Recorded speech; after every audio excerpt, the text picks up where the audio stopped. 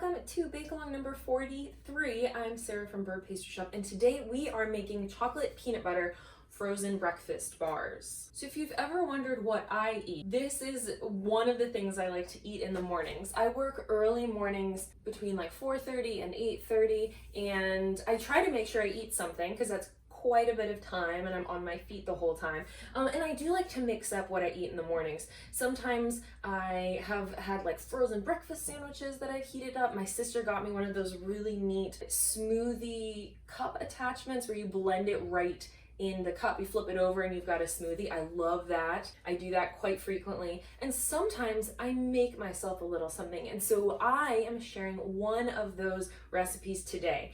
These breakfast bars are so good, and really all the ingredients in them keep really well, so you can have these on hand for an extended period of time, whip yourself up a batch or two, and then store them in the freezer, which is probably my favorite part. These breakfast bars freeze incredibly well. I prefer them right out of the freezer, but they soften up a little bit after 10 minutes. And I wanted to go through the base ingredients. There are only 7 ingredients in these bars. So starting with kind of our main ingredient, oats. Now I use old-fashioned oats, and it gives it this really nice chew. But if you're not into that chew or sort of the raw old-fashioned oats, you can absolutely use 1 minute or quick cooking oats.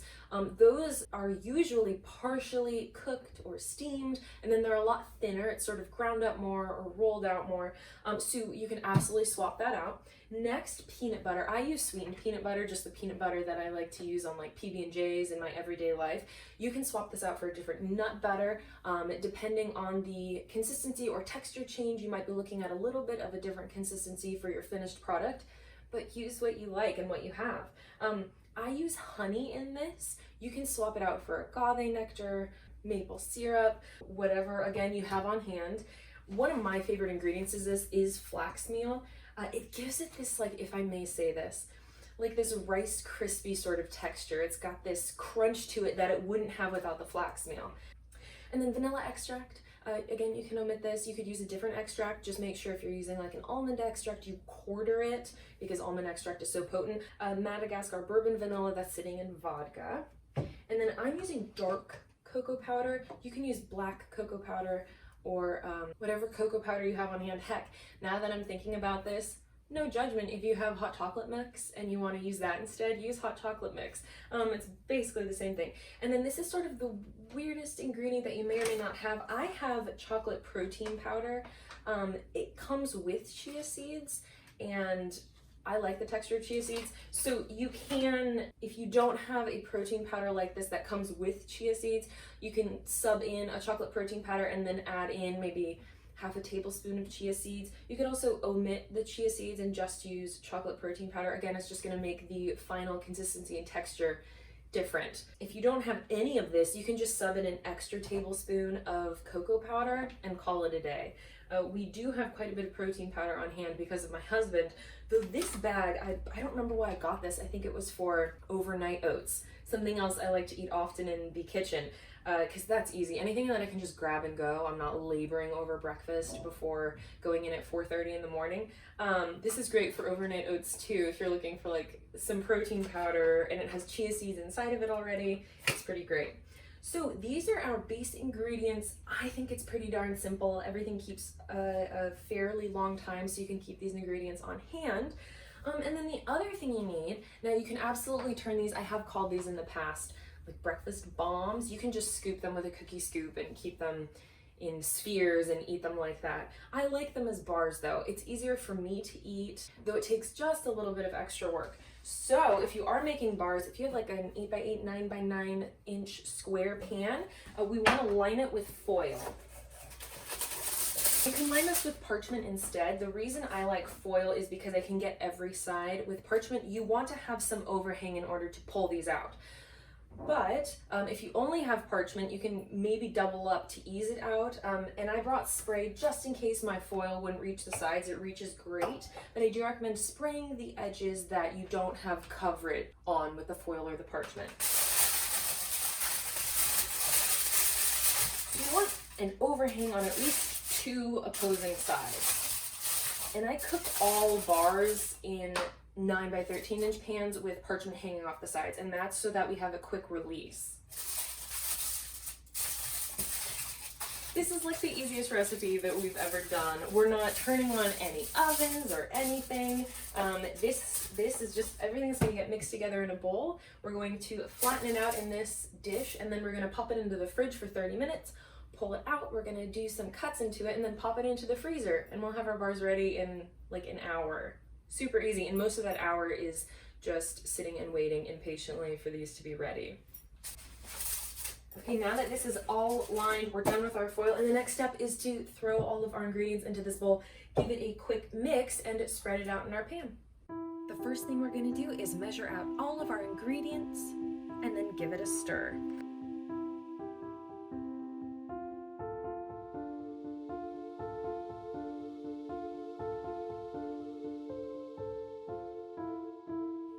Typically, I weigh my peanut butter, so if you're wondering, by my measurements, a half cup of peanut butter is 116 grams, or just about that. You're welcome to do it that way. Today, I'm just going to use a measuring cup.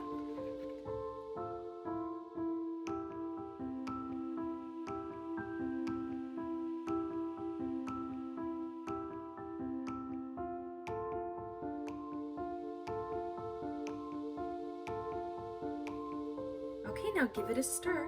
Here I've got my peanut butter, flax meal, oats, cocoa powder, chocolate protein powder with chia seeds, honey, and vanilla extract. You want to stir this just until everything is combined. You'll notice it'll form one large ball of bar dough. Next, we're going to pour our dough out into this prepared pan.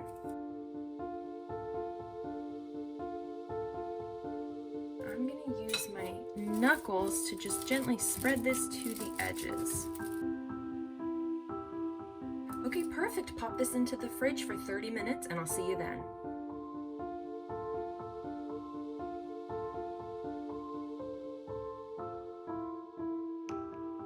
Now that our bars have been in the refrigerator for 30 minutes, I'm going to cut them and then put the whole pan into the freezer.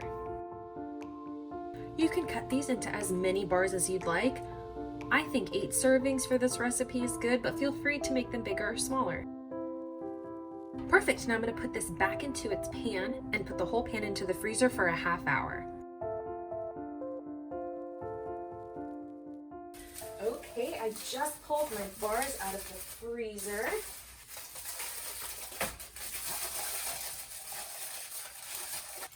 It's so much easier when you cut them before you freeze them. And after you freeze these, you can just load them up into a plastic bag and pop that into the freezer. They're more likely to retain their shape this way. Now when these are directly out of the freezer, they can be really hard and a little bit crunchy, and I love that. Sometimes I like to wait 10 minutes where they're a little more pliable but still have that wonderful chewy edge.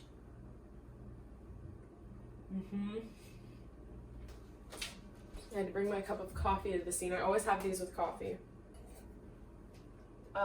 Those are so good. They're so hearty, and I appreciate that. I need like something small that'll keep me going for a while, and that's just what these do. Don't get me wrong, I love my own products, but there are only so many scones you can eat.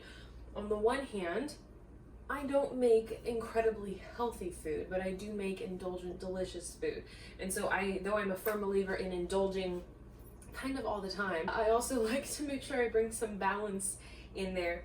And that's what's nice about these. They're quick, they keep me full, and it's not a scone every day. I mean, sometimes when I'm in the kitchen, like, I don't ever make myself breakfast like out of products that I sell. But like if I have a banana bread loaf, I always slice off the edges, and sometimes I eat those edges. Sometimes my husband is lucky enough to get one of those edges. For the most part, I like to keep it a little bit simple when I'm working, and I'm hoping that these can be a quick alternative for you too. My recommendation is leave them in the freezer at all times, and as you're on your way out the door, you can grab a bar, and after 10 minutes, it'll be a little bit softer and ready to eat. Or I like to dive in when they're still super crunchy straight from the freezer. That's up to you. I know nowadays maybe you're running to the freezer and grabbing this on your way to your office or work computer, as a bunch of people are still working from home.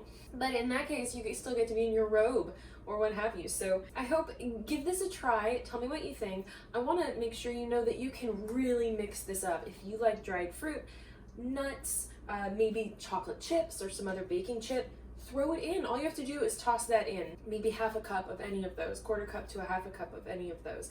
This is really versatile. It's meant to be simple, and it's not supposed to take hours and hours of preparation. You can whip this up at night, and then the next morning you have breakfast bars ready to go.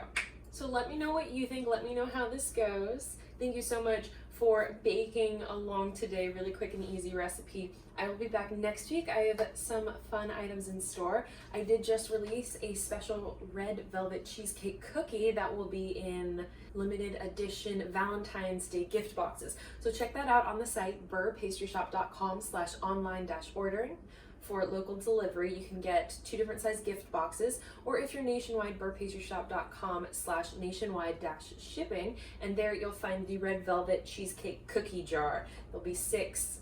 They're sort of like jumbo cookies. They are to die for, and I don't plan to keep them available throughout the whole year, so make sure you dive in and do that right now. If you haven't subscribed to this YouTube channel, do it now. New recipes come out every Sunday. And if you're looking for all full recipes or want to search the database, you can go to beurrepastryshop.com/blog. There's a little search bar. You can find what you're looking for.